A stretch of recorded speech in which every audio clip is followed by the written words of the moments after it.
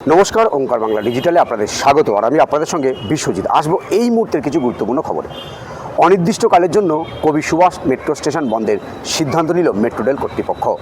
বৃষ্টির কারণে কবি সুভাষ মেট্রো স্টেশনে একাধিক স্তম্ভে ফাটল দেখা দিয়েছে, যে কারণে কবি সুভাষ থেকে আপাতত মেট্রো পরিষেবা বন্ধ রাখার সিদ্ধান্ত নেওয়া হয়েছে। নিরাপত্তাগত কারণে এই সিদ্ধান্ত নেওয়া হয়েছে বলে মেট্রো রেল সূত্রে খবর। অফিস যাত্রীদের যাতায়াতের জন্য মেট্রো রেল অন্যতম বিকল্প। কম খরচে অতি দ্রুত এক স্থান থেকে অন্য স্থানে যাতায়াত করা যায়, কিন্তু সেই মেট্রোতেই বিপত্তি। অবশেষে জেলা কমিটি গঠনের 4 দিনের বৈঠক বঙ্গ বিজেপিতে। বঙ্গ বিজেপির 43 সাংগঠনিক জেলা কমিটি গঠন প্রক্রিয়া শুরু করেছে বঙ্গ বিজেপি। তা নিয়েই আগামী 1 আগস্ট থেকে 4 আগস্ট পর্যন্ত বৈঠক করবেন বঙ্গ বিজেপি নেতৃত্ব।